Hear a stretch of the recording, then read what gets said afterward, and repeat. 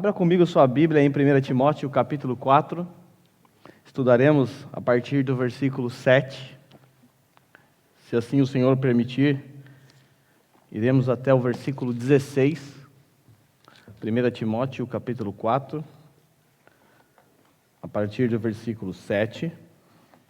Na semana passada, nós estudamos o versículo 6, quando extraímos 3 características de um verdadeiro mestre.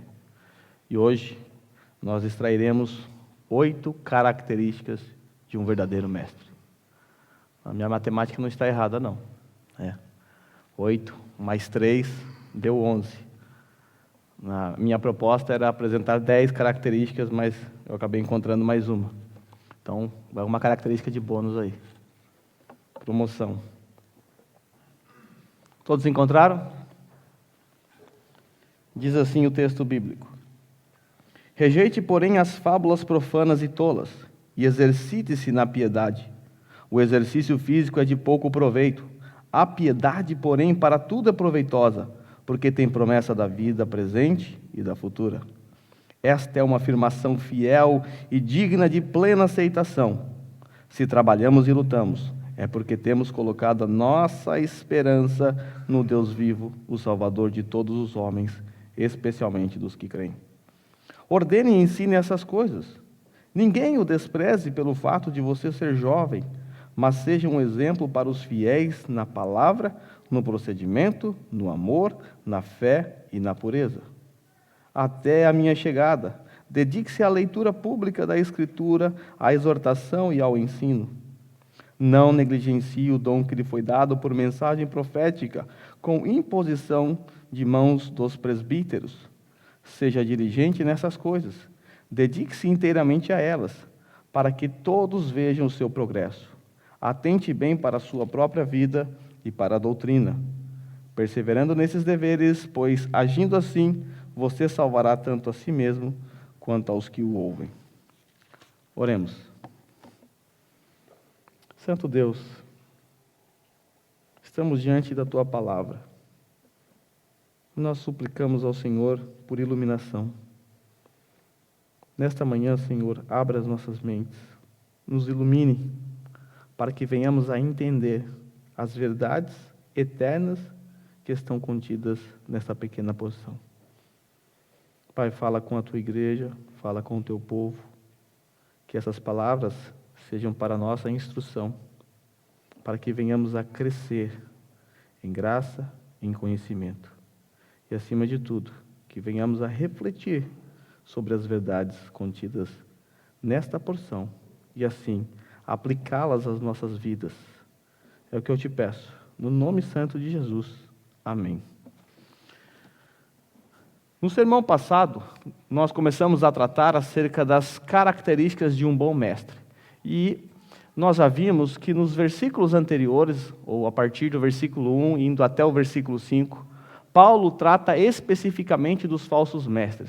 Os falsos mestres estavam destruindo a igreja, disseminando assim doutrinas de demônios. Eles eram guiados por espíritos demoníacos. E Paulo, então, depois de ter apresentado lá no capítulo 3 as qualificações morais do presbítero, agora ele passa a apresentar as qualificações ministeriais do verdadeiro mestre, do verdadeiro pastor-mestre. Porque Paulo sabe que a ferramenta para combater os falsos mestres, a arma, é o Evangelho. E os presbíteros, os pastores e os bispos, que são tudo a mesma pessoa, eles foram levantados por Deus para propagar a sã doutrina, que é o antídoto contra o erro. Nós então vimos no sermão passado que Paulo diz a Timóteo que ele precisa transmitir as instruções que ele recebeu de Paulo. A sã doutrina. Tudo o que ele disse no versículo 1, 2, 3, 4 e 5. Como Paulo refutou o erro dos falsos mestres? Com a sã doutrina. Vale lembrar que os falsos mestres estavam dizendo que era proibido você consumir alimentos e se casar, contrair matrimônio. Paulo diz que eles estão equivocados, porque eles estão violando o princípio da criação, o princípio criacional, Deus havia criado tudo bom, e Deus afirmou categoricamente que a sua criação era boa, porém os falsos mestres estavam dizendo que não era bom se casar e que não era bom se alimentar de certos alimentos. Nós vimos também que a segunda característica de um verdadeiro servo, de um verdadeiro ministro de Cristo, é que ele é um servo. Ele é um ministro de Cristo. A terceira característica é que ele é nutrido com a sã doutrina. Ele se alimenta para poder assim também alimentar o seu rebanho. Hoje, então, continuaremos tratando das características de um verdadeiro mestre, contrapondo os falsos mestres. A quarta característica que nós encontramos acerca de um bom ministro é que ele rejeita os falsos ensinos. Isso está lá no versículo 7, parte A. Paulo diz categoricamente: Timóteo, rejeite, porém, as fábulas profanas e tolas. Rejeite essas fábulas profanas e tolas. Essas fábulas profanas e tolas estavam sendo disseminadas pelos falsos mestres.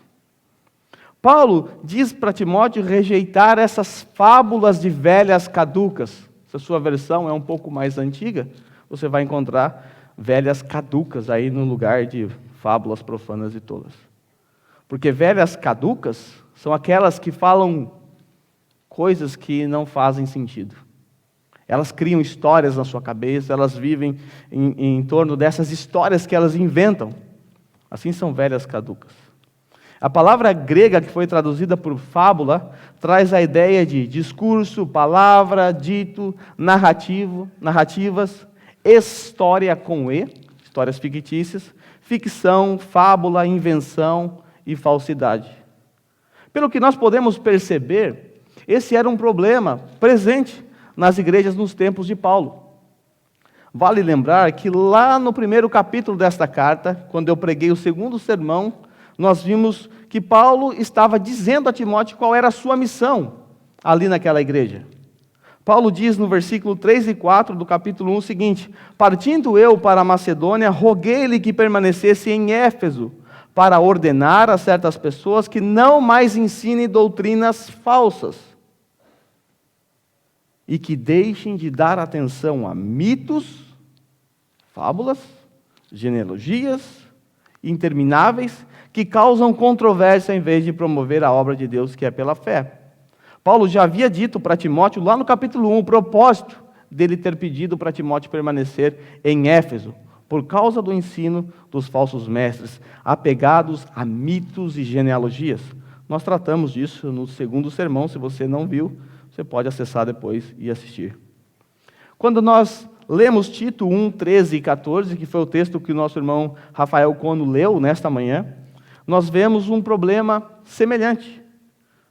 Paulo diz assim: tal testemunho é verdadeiro, portanto, repreenda-os severamente para que sejam sadios na fé e não deem atenção a lendas, fábulas, aqui foi traduzido por lendas, mas é a mesma palavra grega, fábulas judaicas, nem a mandamento de homens que rejeitam a verdade. Por rejeitar a verdade, eles se apegavam a fábulas e lendas. Como já vimos em outra oportunidade, a mistura do judaísmo radical com a filosofia grega deu origem a um filhotinho monstrengo que nós conhecemos hoje como gnosticismo. Os gnósticos, eles profanavam a doutrina da criação ao afirmar que aquilo que Deus criou não era bom, quando o próprio Deus havia dito que era bom. Eles, os gnósticos, não acreditavam que o mundo veio a existir pelo poder de Deus. De acordo com eles, por Deus ser bom, Deus não poderia ser o criador direto do universo. Porque para criar esse universo foi utilizado matéria. E segundo os gnósticos, a matéria é má. Se Deus é santo, puro e perfeito, Ele não pode tocar essa matéria. Ele não pode fazer isso, porque isso ia contra a sua santidade. Então, como que esse mundo veio a existir? Diziam eles que o mundo veio a existir através de sucessivas emanações. Foi possível chegar, através dessas sucessivas emanações de Deus, foi possível chegar a uma emanação totalmente distinta de Deus. essas emanações e subemanações que foram partindo de Deus. É difícil entender isso, é difícil mesmo. Essas sucessivas emanações chegou num ser que já não era mais o Deus verdadeiro. Era um Deus desconfigurado. Uma criatura totalmente distante de Deus. Segundo eles, essa emanação, que ele chamava de Éon, ficou angustiada. E essa angústia foi materializada, dando assim origem ao universo como conhecemos hoje. Lenda, mitos, genealogias. É assim que acreditavam os gnósticos, com respeito à criação do mundo. E os falsos mestres estavam ensinando isso no seio da igreja. E Paulo chama de doutrinas de demônios. Por causa desse ensinamento, por conta desse conceito, é que eles proibiam o casamento e o consumo de alimento. Por quê? Porque nós somos feitos desta matéria corruptível, má, perversa. E qual é a forma de você melhorar essa sua situação? Não nutrindo essa sua carne, se abstendo de alimentos, ou seja, daquilo que traz prazer ao homem, alimentos e o matrimônio, a relação sexual. Paulo chama isso de doutrina de demônio. Por quê? Porque ia contra a doutrina da criação. Dessa forma, o ministro, o pastor, o mestre, é aquele que deve rejeitar o falso ensino. Ele deve repelir o falso ensino. Talvez você está pensando que problemas com relação a fábulas profanas e tolas é algo só dos tempos de Paulo. Mas lê do engano. Nos nossos dias, isso acontece o tempo todo. Fábulas profanas e doutrinas de demônios têm sido pregado dos púlpitos em muitas igrejas. Alguns criam historinhas para boi dormir, apenas para manipular o seu rebanho. Por exemplo, um que vocês conhecem muito bem, é o tal do gafanhoto devorador que ataca os não dizimistas. Os falsos mestres, eles inventaram isso. Eles pegaram um texto da Bíblia totalmente isolado e criaram essa historinha em cima dessa contribuição que eles têm que dar mensalmente. Segundo eles, se você não contribui, os devoradores serão soltos.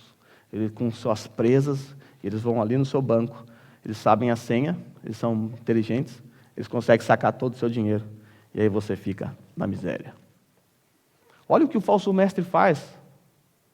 O falso mestre leva as pessoas a contribuírem com a pior das intenções.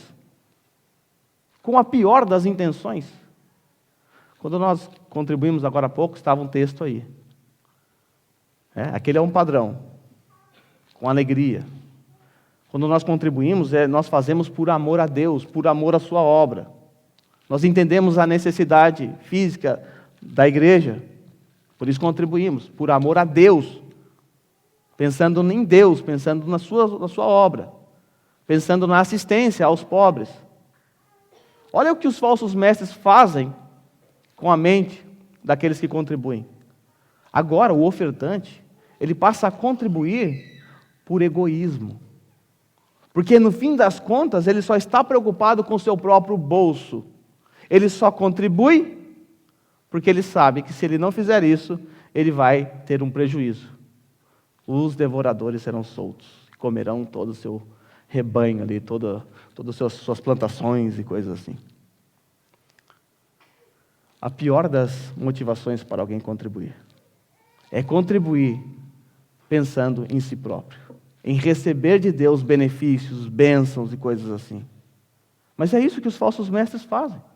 Quando, na verdade, os únicos beneficiários dessas contribuições mensais, que eles dão aqui 10%, são os próprios falsos mestres. Se a sua motivação ao contribuir aqui não é por amor a Deus e por amor à obra, então você está fazendo também isso de maneira equivocada. A pastora Ionara dos Santos, ela diz que foi 15 vezes ao inferno e 7 vezes ao céu. Isso deve estar desatualizado, talvez ela já foi mais vezes. Quando ela conta essas histórias, essas fábulas profanas, historinhas para boi dormir, muitas pessoas as seguem. O auditório lota, porque as pessoas estão ali para ouvir essas histórias profanas. Historinha para boi dormir. Ela já pode até ser guia turística, né? Já sabe o caminho das pedras. Já pode levar as pessoas para o inferno ou para o céu. 15 vezes ao inferno, 7 vezes ao céu. Se você tem estômago para ouvi-la, ouça para você ver. Fábula profana, doutrina de demônio. E o que falar dos atos patéticos? Deixa eu melhorar. Atos proféticos. O que dizer desses atos proféticos? Uma vez, um pastor lá no Brasil, ele pediu para que todos os irmãos da igreja urinassem num pote e desse a ele. E aí ele então aluga um helicóptero, sobrevoa sobre a cidade e começa a despejar urina na cidade do helicóptero. Aquilo trouxe vários transtornos. A urina caiu na cabeça das pessoas, nas roupas, nas casas. Mas por que ele fez isso? Sabe por quê? Segundo ele, isso era um ato profético. Os animais, eles demarcam o território através da urina. O leão urina, o cachorro urina na árvore, nos postes, para marcar território. Segundo ele, isso era um ato profético. A igreja estava marcando o território e assim expulsando todos os inimigos. Lendas, mitos profanos. Poderia falar da unção do riso, da unção do leão e tantas outras coisas que acontecem no meio evangélico. A igreja evangélica hoje está repleta de fábulas profanas. E isso se dá por uma razão muito clara: distanciamento da sã doutrina, ausência de verdadeiros mestres. Paulo sabe disso. Por essa razão, Paulo instrui Timóteo a ser um propagador de sã doutrina, a transmitir instruções, a se apegar à sã doutrina. A quinta característica, eu estou lá na oitava já. Quinta característica, o bom ministro, ele é piedoso. O versículo 7b e 8 diz assim: e exercite-se na piedade. O exercício físico é de pouco proveito. A piedade, porém, para tudo é proveitosa, porque tem promessa da vida presente e futura. Exercite-se na piedade. O verdadeiro mestre, ele deve se exercitar na piedade. Paulo não está dizendo que o exercício físico deve ser rejeitado. Ele está comparando com o exercício na piedade. Ele diz que o exercício físico é de pouco proveito. Por que é de pouco proveito? Porque ele só traz benefícios para esta vida. A piedade, porém, para tudo é proveitosa, porque tem promessa de vida presente e futura. É interessante que lá no versículo 6, que nós tratamos na semana passada, Paulo tratou da alimentação do presbítero. Ele disse que o bispo deve ser nutrido, se alimentar com as verdades da fé e da boa doutrina. Agora Paulo usa uma outra analogia, o exercício físico. Nós sabemos que uma boa alimentação e o exercício físico são essenciais para a manutenção da nossa saúde. Nós também sabemos que para alguém se exercitar, esse precisa se alimentar muito bem. Se você quer fazer uma atividade física, musculação, natação, atletismo, seja lá o que for, é essencial que você se alimente muito bem. Paulo tratou da alimentação. E agora, alimentado, o presbítero pode se exercitar na piedade. Então, o bom ministro é aquele que se exercita na piedade. Mas o que é piedade?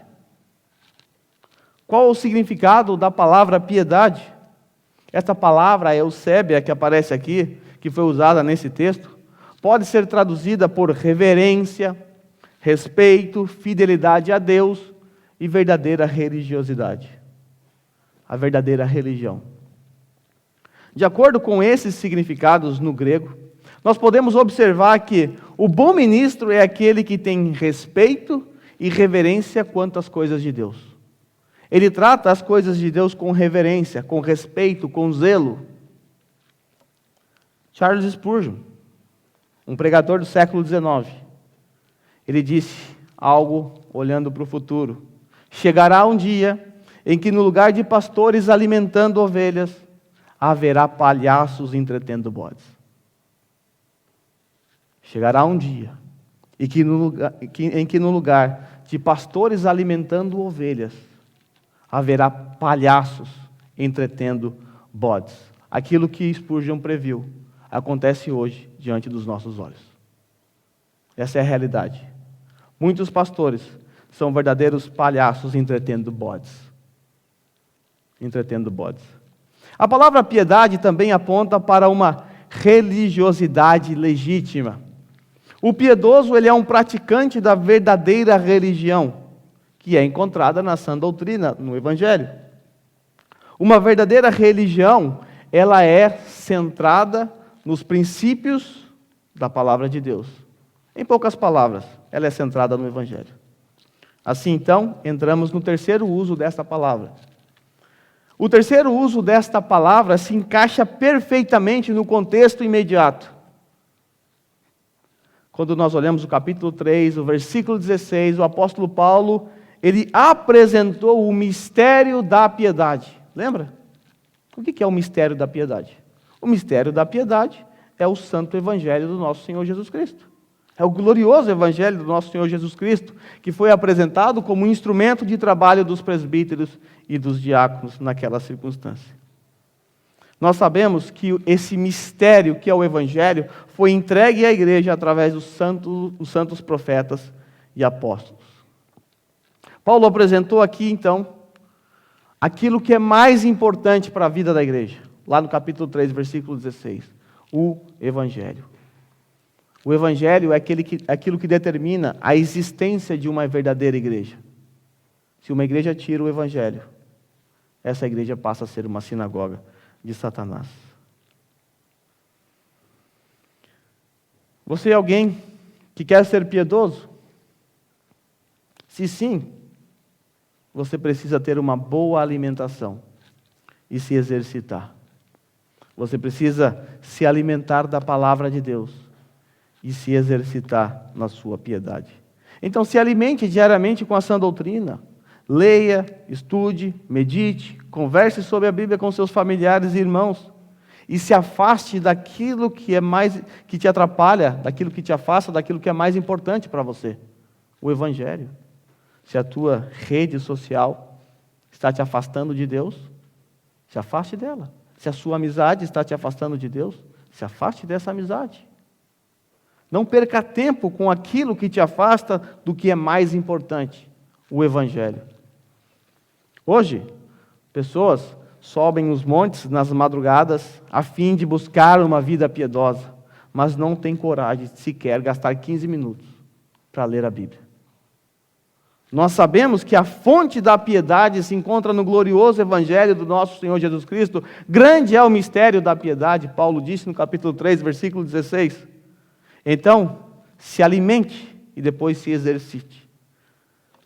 Assim como o exercício físico é trabalhoso, exige muito da pessoa, também o exercício da piedade é algo que dá trabalho, algo que exige de você um esforço, exige de todos nós essa dedicação, essa labuta, esse esforço.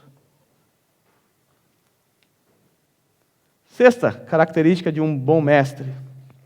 O bom ministro, ele trabalha e luta tendo a sua esperança em Deus, o Deus vivo.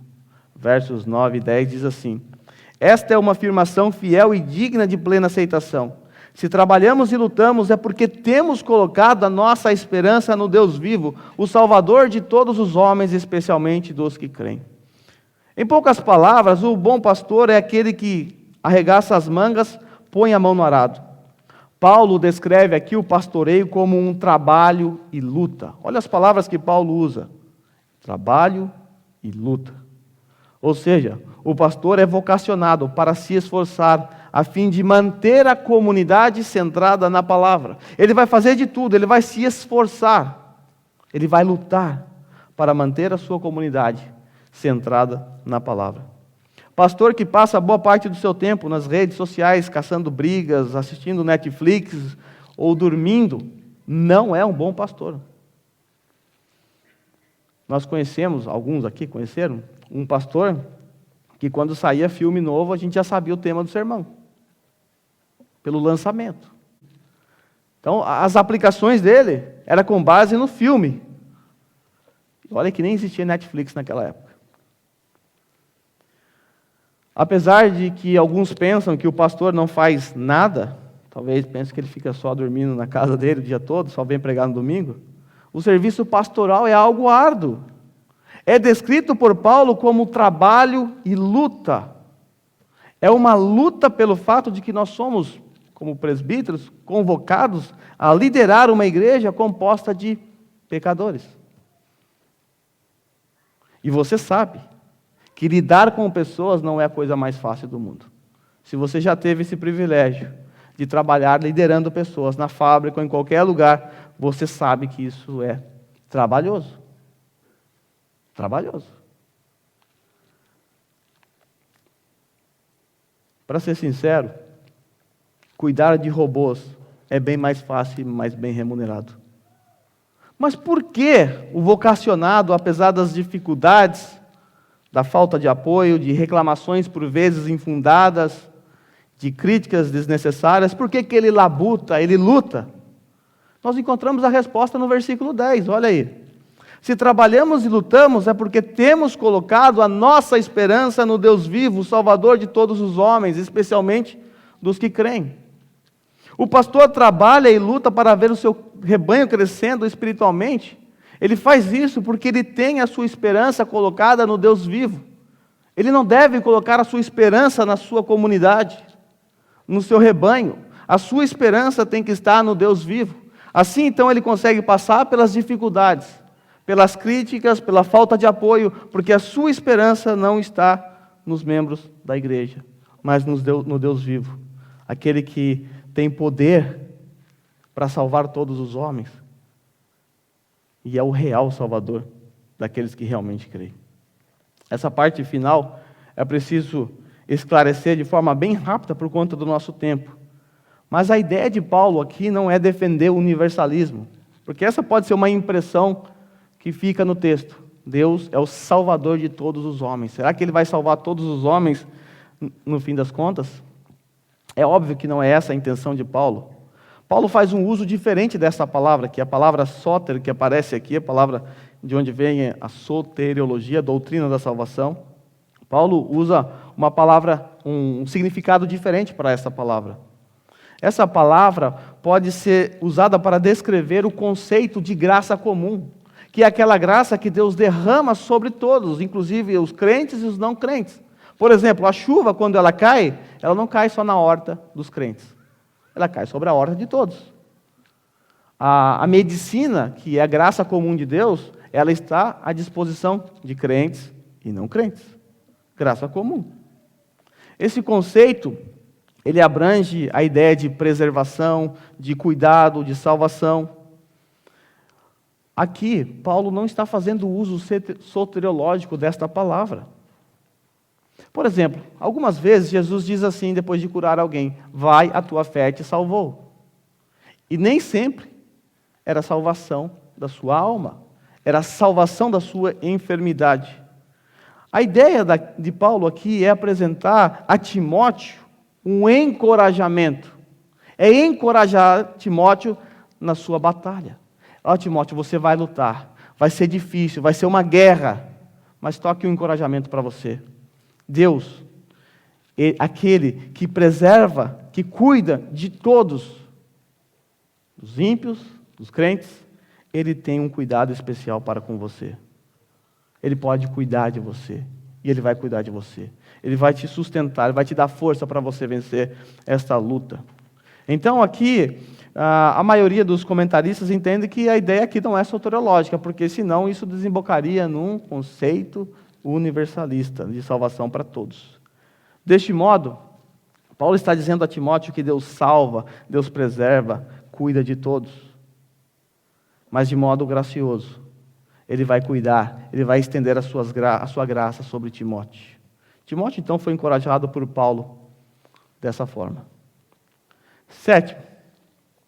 O bom mestre, ele ordena através do ensino. Versículo 11 diz assim: ordene e ensine estas coisas. Quando nós estudamos o primeiro capítulo desta carta, lá nos versos 3 e 4, nós vimos que a razão de Paulo ter deixado Timóteo em Éfeso foi para que colocasse a igreja em ordem. O texto que o nosso irmão Cono leu também nesta manhã, Paulo mostra que ele deixou Tito em Creta pela mesma razão: colocar a igreja em ordem. Timóteo deveria calar os falsos mestres que estavam disseminando doutrinas falsas, e essa doutrina mais tarde foi chamada de doutrinas de demônio. Timóteo também deveria instruir a igreja a deixar de dar atenção a mitos e genealogias intermináveis que estavam atrapalhando o progresso da obra de Deus. A partir do versículo 8, Paulo, através de Timóteo, passou a colocar as coisas em ordem. Como? Através do ensino. Paulo começou a ensinar, a partir do versículo 8, lá do capítulo 1, o correto uso da lei. Os falsos mestres, judaizantes, eles estavam utilizando a lei de forma inadequada, inapropriada. Então, Paulo orienta Timóteo, através do seu ensino, a ensinar à igreja o verdadeiro uso da lei. Lembrando a vocês que, apesar desta carta ter sido direcionada a Timóteo, ela é uma epístola, que era para ser lida diante de toda a igreja. Então, o verdadeiro mestre, ele ordena através do ensino. Eu conheço igrejas, e você também, em que não é possível saber o que se crê. Não é possível. Igrejas assim acabam permitindo ambiguidade de ensino. De manhã essa palavra não funciona, né? Ambiguidade de ensino na comunidade. E isso é perigoso, porque gera divisões. Igrejas onde cada um tem a sua opinião sobre certas doutrinas, é uma igreja desordenada. Igreja onde as pessoas dizem: não, eu acho que é assim, o outro não, mas eu acho que é assim, o outro não, mas eu acho que é assim. São igrejas desordenadas.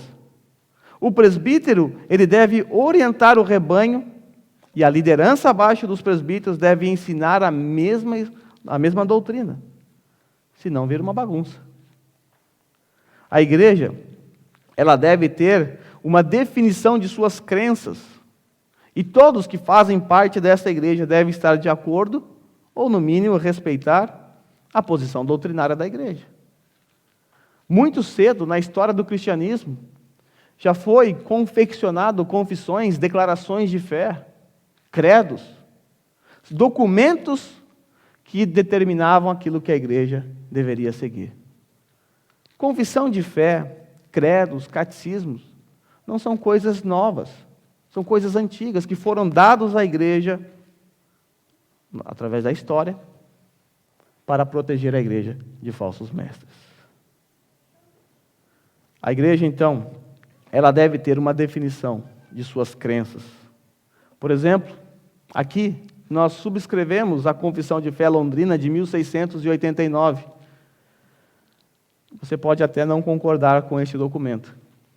Porém, se você é um membro, ou pretende ser um membro aqui, no mínimo respeitá-lo. Este documento, a CFL de 1689, nela nós encontramos um resumo de tudo aquilo que nós cremos. Então, se você quer saber no que cremos, você encontra na Confissão Londrina de 1689. Oitavo, o verdadeiro mestre tem seu caráter aprovado, servindo assim como exemplo para os fiéis. No versículo 12, Paulo diz assim: ninguém o despreze pelo fato de você ser jovem, mas seja um exemplo para os fiéis na palavra, no procedimento, no amor, na fé e na pureza. Paulo diz para Timóteo que ele não deve ser desprezado pelo fato de ele ser um jovem. Tá? E jovem aqui, entenda, na faixa dos 30 anos. Tá? Sou jovem ainda. Provavelmente, a pouca idade de Timóteo estava abalando a sua autoridade na igreja de Éfeso, por ser jovem. Então Paulo manda esta carta, que era para ser lida em toda a igreja, com esse trecho: ninguém deve desprezar Timóteo, só pelo fato dele ser jovem. Apesar da pouca idade de Timóteo, ele era alguém instruído nas Sagradas Escrituras. nas sagradas letras. Na sua infância, ele foi ensinado por sua avó Lloyd e por sua mãe Eunice. E já na sua juventude, ele somou a equipe missionária do apóstolo Paulo. Ele foi instruído por Paulo, ele era um verdadeiro filho na fé de Paulo. Mas mesmo com todas essas características, com todas essas qualidades, Timóteo estava sendo desprezado pela sua pouca idade. O ponto de Paulo é que, se Timóteo for um exemplo para a comunidade, logo a igreja conseguiria ver o progresso dele. Inevitavelmente, pastores influenciarão o seu rebanho. Reza a lenda que a igreja tem a cara do seu líder. Paulo, sabendo disso, ele orienta Timóteo a ser um exemplo para a comunidade da fé. E os exemplos dados pelos presbíteros será importante para ajudar a moldar a ideia da igreja a respeito do que é maturidade espiritual. Um pastor pode ser um bom ou mau exemplo. Ele não pode evitar ser um ou outro. Ou ele é um bom ou ele é um mau exemplo. E à medida que os presbíteros mostrem o caráter necessário para esta nobre função, que nós encontramos lá no capítulo 3, a igreja então passa a ser encorajada a viver de modo semelhante. Por outro lado, se o presbítero é um exemplo de escolhas e atitudes questionáveis, a igreja será ensinada a pensar assim também sobre a sua vida espiritual. Paulo diz a Timóteo que ele deveria ser um exemplo para a comunidade no quê? Na palavra, no conhecimento, na maneira como ele expõe a palavra, na maneira como ele guia o seu rebanho através da palavra, também no seu procedimento, na sua maneira de proceder, na sua maneira de exercer a sua piedade, de se exercitar na piedade, no amor para com o seu rebanho, na sua fé e na sua pureza.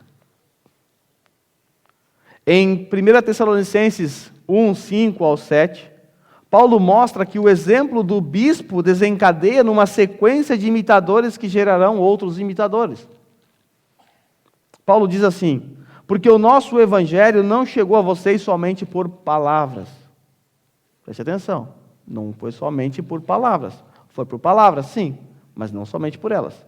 Mas também em poder do Espírito Santo e em plena convicção. Vocês sabem como procedemos entre vocês. Vocês viram. Vocês nos assistiram. Vocês sabem como nós agimos diante de vocês. Agimos em seu favor. Aí Paulo continua: de fato, vocês se tornaram nossos imitadores e do Senhor. Paulo imitava o Senhor. Aqueles irmãos imitavam Paulo. E agora veja a conclusão. Pois apesar de muito sofrimento, receberam a palavra com alegria que vem do Espírito Santo. Assim tornaram-se modelo para todos os crentes que estão na Macedônia e na Caia. Paulo imitava a Deus, e seus companheiros imitavam a Deus. Aqueles irmãos começaram a imitar Paulo, e logo a Caia e Macedônia passou a imitar também esses irmãos. Em Tito, que é outra epístola pastoral, Paulo também fala a respeito do exemplo dos presbíteros. Veja só. Em tudo seja você mesmo um exemplo para eles, fazendo boas obras. Em seu ensino, mostre integridade e seriedade. Use linguagem sadia. Então, aqui, Tito deveria ser um exemplo para a comunidade, através das suas obras, boas obras, através do seu ensino, através da sua integridade e da sua seriedade, através da sua língua, a sua maneira de falar, usando linguagem sadia. O apóstolo Pedro, ele ecoou a mesma verdade, lá em 1 Pedro 5, do 2 ao 3.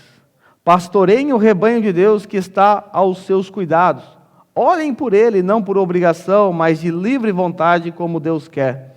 Não faça isso por ganância, mas com o desejo de servir. Não hajam como dominadores dos que lhe foram confiados, mas como exemplos para o seu rebanho. O apóstolo Paulo sabe da importância que é para Timóteo ser um exemplo naquela comunidade. Se assim for, se ele for um exemplo, logo essas desconfianças seriam dissipadas e todos passariam a dar ouvidos ao jovem Timóteo. 9. O verdadeiro mestre é dedicado a ensinar o santo evangelho. Versículo 13. Até a minha chegada, dedique-se à leitura pública da Escritura, à exortação e ao ensino. Aqui nós encontramos o pastor no exercício de suas atividades no culto público. O que o pastor faz no culto público? Ou como ele conduz a igreja no culto público?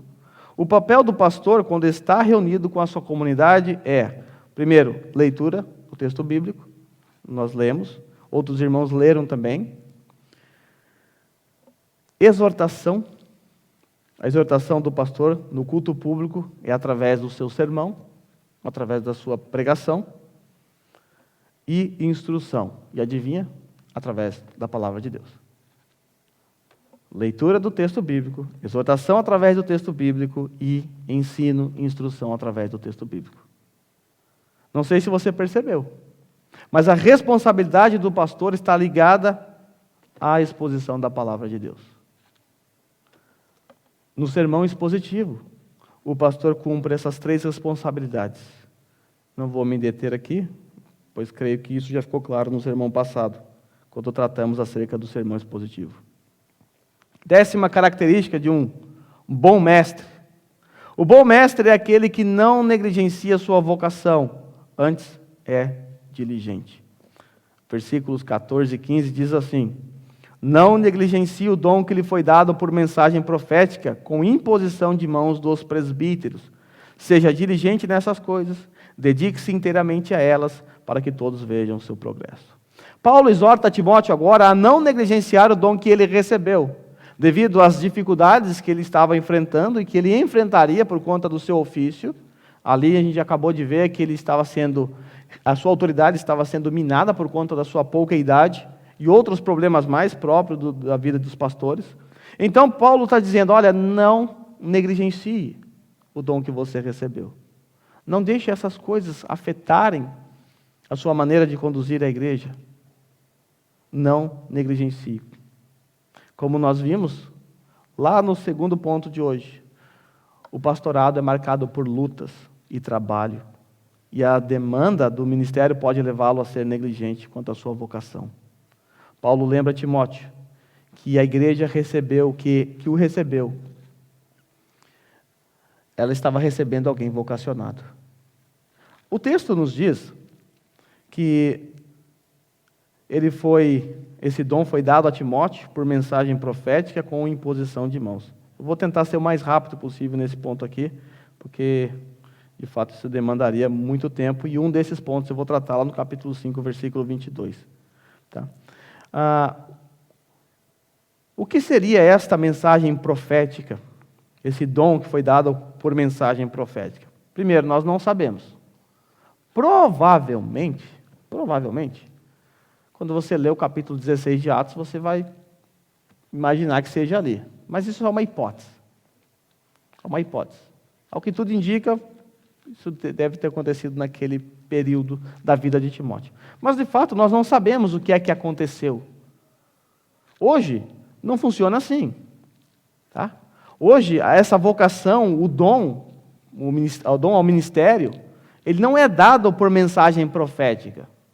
Alguém, como já contei em outra oportunidade, chega na barriga da grávida, eu profetizo que esse vai ser um pastor. Não é assim que funciona. Naquele tempo, nós sabemos que ainda estava em vigência o ofício de apóstolo e de profetas. A igreja foi estabelecida e edificada sobre o fundamento dos apóstolos e dos profetas. No Novo Testamento, estavam presentes apóstolos e profetas, e foi através deles que a revelação de Deus foi sendo dada à igreja. Hoje, a nossa igreja aqui, nós somos uma igreja apostólica. Por quê? Porque nós estamos edificando ainda essa igreja sobre os pilares, os fundamentos dos apóstolos e profetas, que é isso aqui, a palavra de Deus. Por isso somos uma igreja apostólica. Depois que o cânon do Novo Testamento, ou que toda a Bíblia foi encerrada, perdeu-se a razão de existir profetas e apóstolos no Novo Testamento. Por quê? Porque os alicerces já foram lançados. Nós não precisamos mais de apóstolos e profetas. Aliás, é impossível existir apóstolos nos dias de hoje, porque para ser apóstolo, além desse problema aqui com o cânon do Novo Testamento, se você afirmar que existe apóstolo e profeta nos dias de hoje, isso significa que o cânon está ainda aberto, que novas revelações podem aparecer aqui. E também dado ao fato de que para ser um apóstolo você tinha que ver Cristo ressurreto e ter sido comissionado por Ele pessoalmente. Isso é impossível. Isso não acontece mais. Então não existe mais apóstolos e nem profetas. Mas lembre-se, esse trecho está aqui, foi escrito num período em que a ação profética no Novo Testamento ainda estava presente. Mas hoje não é assim. E outro ponto que aparece aqui é a imposição de mãos dos presbíteros. Isso eu vou tratar lá no capítulo 5, versículo 22, quando Paulo diz a Timóteo: não imponha precipitadamente as mãos em alguém. A maneira como alguém é levantado ou reconhecido publicamente como um ministro de Cristo, um pastor, é através da imposição de mãos. Eu não sei quem foi que inventou isso, mas hoje, quando alguém é consagrado ao ministério pastoral, as pessoas derramam óleo na cabeça dele. Eu não sei quem que inventou isso, de onde tiraram essa ideia. Mas no Novo Testamento não é assim. No Antigo Testamento, sobre os reis eram feitos assim, sacerdotes. Mas no Novo Testamento é com imposição de mãos, representando transferência de autoridade. Mas nós vamos tratar disso melhor no capítulo 5, versículo 22. Então, o que nós vemos aqui é que Timóteo não deveria negligenciar a sua vocação. Ele foi comissionado, chamado por Deus, e foi confirmado pelos presbíteros da igreja através da imposição de mãos. Então, ele deve ser diligente nessas coisas que Paulo está ensinando, e se dedicar inteiramente a elas para que todos pudessem ver o seu progresso. 11ª característica e última, antes que eu encontre mais umas, e última, do bom ministro: ele zela por sua própria vida e pela sã doutrina. O versículo 16 diz assim: atente bem para a sua própria vida e para a doutrina, perseverando nesses deveres, pois agindo assim você salvará tanto a si mesmo quanto aos que o ouvem. Aqui é uma questão muito óbvia. Se os ministros não estiverem bem, como ele poderá ajudar os outros? Se ele for alguém desnutrido da palavra, não estiver bem mentalmente, como ele poderá ajudar outras pessoas? Nós temos aqui aquilo que Calvino chamou de o resumo da vida de um pastor. O pastor deve ser alguém que cuida de si mesmo, da sua piedade pessoal, e é nutrido com a palavra de Deus, através da oração, e instrui o seu rebanho. A igreja, ela deve se preocupar com a saúde espiritual e mental do seu pastor. Estatísticas nos Estados Unidos mostram que o ofício religioso é uma das 3 maiores responsáveis pela busca de atendimento médico. Segundo pesquisas, esta é eles chamam de profissão, né? Uma das profissões que mais tem levado pessoas a enfrentar o burnout, que é aquele desgaste físico, mental. Então, a igreja deve ter compaixão dos seus pastores, lembrando sempre que ele é um ser humano. Ele sente, ele sofre, ele erra, ele falha. Como eu disse na minha cerimônia de posse, cuidem de mim, para que eu possa cuidar de vocês. Atente para a vida do pastor. Ele tem que olhar, ele tem que cuidar da sua própria vida, ele tem que zelar pela sua própria vida. E assim também ele deve zelar pela vida de vocês. Mas isso não exime vocês da responsabilidade de zelar por minha vida, de zelar por mim. Se o pastor não estiver bem, a comunidade é que sofre essas consequências. Ou seja, vocês, a própria igreja. Por isso Paulo diz assim, agindo assim, você salvará tanto a si mesmo, quanto aos que o ouvem. Se ele agir assim, ele vai ser preservado. Ele vai conseguir anunciar através do ensino, através da palavra, através do evangelho, através da sã doutrina. E assim todos serão preservados. O pastor ele deve cuidar de si mesmo, como aquela mãe que está no avião e de repente o avião começa a sofrer uma forte turbulência, a cabine precisa ser despressurizada e então máscaras caem. A mãe tem que fazer o quê? O que a mãe tem que fazer? Colocar máscara primeiro nela. cuidar dela. Mas tadinha da criança, está sem ar, não consegue respirar. Você olha o seu filho ali faltando ar. Mas por que é necessário você colocar máscara em você primeiro? Porque se você colocar nele, você não vai sobreviver, nem ele. Então o pastor deve cuidar da sua vida, colocando primeiro a máscara nele, respirando o oxigênio da sã doutrina, zelando por sua vida, para assim depois colocar a máscara nos demais. Só que nesse acidente, nessa turbulência, às vezes o pastor pode bater a cabeça e está meio tonto. E ele precisa que outra pessoa venha e coloque a máscara nele. Então zele pela saúde mental, física e espiritual do seu pastor, para o vosso próprio bem. Terminamos hoje, então, as 11 características ministeriais de um bom mestre, de um bom pastor. E se você foi um ouvinte atento, você deve ter percebido que todas as qualificações giram em torno da sã doutrina, do Evangelho. O bom ministro, ele transmite instruções, primeira característica dele, primeira qualidade. Segunda, ele é um servo de Cristo, ou seja, ele serve anunciando, exortando e ensinando através do Evangelho. Terceiro, ele se alimenta da boa doutrina, sã doutrina. Ele rejeita os ensinos que afrontam a sã doutrina. Ele é piedoso, grande é o mistério da piedade. A fonte da piedade é o Evangelho. Sexto, ele luta por ter a sua esperança no Deus que salva, pela proclamação do Evangelho. Lá em 1 Coríntios 1, 21, Paulo diz: visto que na sabedoria de Deus, o mundo não o conheceu por meio da sabedoria humana, agradou a Deus salvar aqueles que creem por meio da loucura da pregação. Sétima característica, ordena através do ensino, ele dá ordem, ele ordena aquilo que a Bíblia ordena. Oitavo, ele é um exemplo para os fiéis. Lembra de Paulo? Sede meus imitadores, como eu sou de Cristo. Como eu posso imitar a Cristo? Através desse livro. O verdadeiro mestre é aquele que é dedicado a ensinar o santo evangelho. Essa foi a 9ª característica. A 10ª característica, ele não é negligente em sua vocação de anunciar o evangelho a seu rebanho. 11ª, ele zela por sua própria vida e pela vida da igreja através da sã doutrina.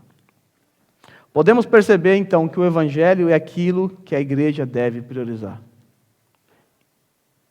E é o que tem sido rejeitado por muitos pastores modernos. Muitos pastores não pregam o evangelho por não conhecer o evangelho. Um pastor que não conhece o evangelho é como um salva-vidas que não sabe nadar. Não serve para nada. Só atrapalha. Um salva-vidas que não sabe nadar, se ele pula para salvar alguém, ele vai atrapalhar. Talvez ele vai remover até a chance daquele se salvar grudando em algum galho, porque ele vai grudar na pessoa, porque não sabe nadar. Nos últimos dias, ou nos últimos meses, Deus tem dado a nós a oportunidade de conhecer, de estar com pessoas vindas de outras igrejas, de outras denominações. E por vezes, não uma, não duas, mas por vezes, essas pessoas, elas enchem os olhos quando o evangelho é anunciado a elas. Algumas vezes eu escuto algo do tipo: como eu não ouvi isso antes? E essas pessoas, elas viveram em um ambiente religioso por anos, às vezes décadas. E elas se surpreendem quando o evangelho é anunciado, o simples evangelho do nosso Senhor Jesus Cristo, que é aquilo que é mais importante para a vida da igreja. Como essas pessoas estavam nesse meio, como elas puderam viver nesse meio sem sequer ouvir o evangelho, talvez nenhuma única vez. Nenhuma única vez.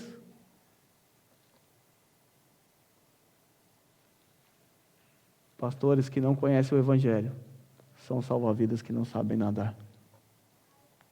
Eu não falo isso com orgulho da nossa igreja.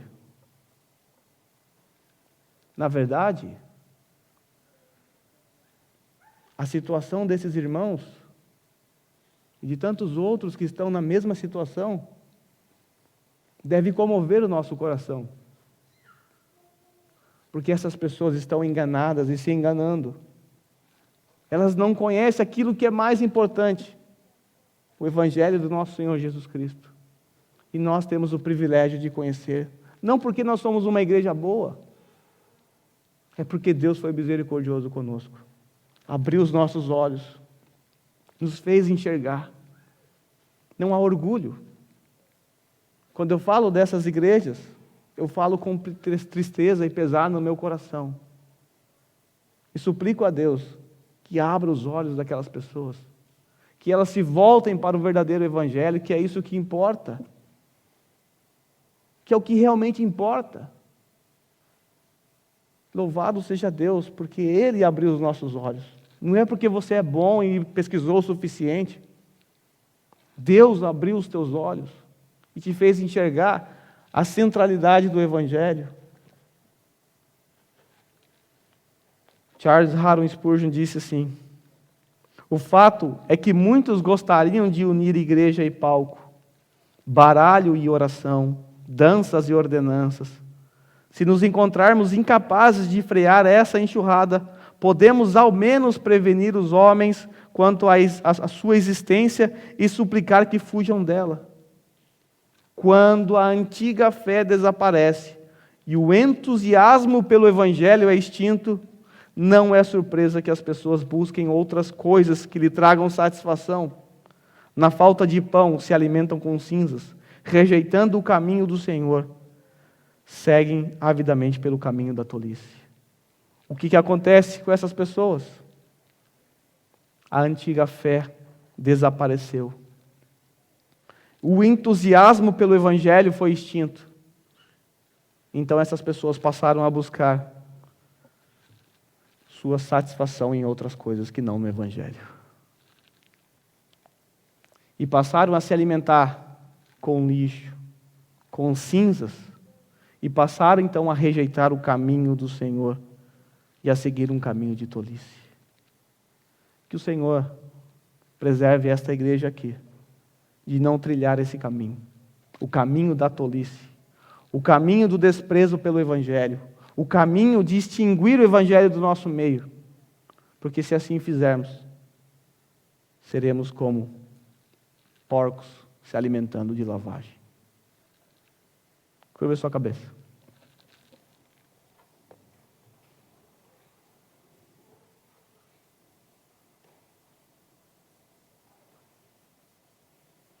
Santo Deus, nós te agradecemos pela tua palavra.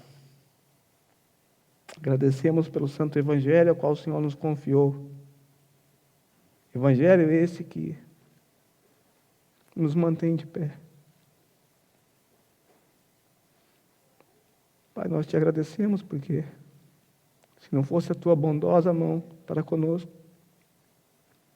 ainda estaríamos debaixo das asas de falsos mestres, seríamos religiosos, estaríamos dentro de uma religião vã, vazia, que não produz piedade. Mas o Senhor foi gracioso para conosco.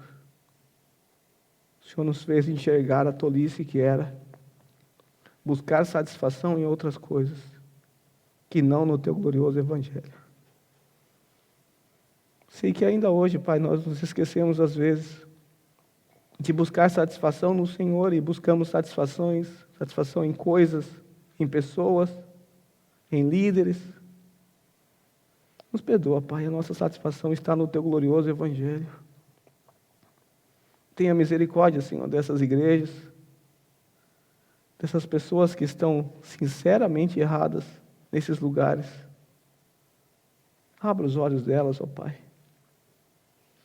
Remova também do nosso coração o orgulho de conhecer a sã doutrina, o orgulho de ter o privilégio de ter sido instruído pelo Senhor. Foi a tua graça. Foi a tua graça, Pai.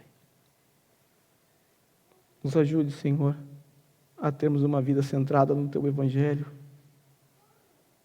a valorizar a exposição, o ensino, a instrução, porque delas dependem as nossas vidas. Tenha misericórdia de nós. Tenha misericórdia da nossa igreja. No nome santo de Jesus.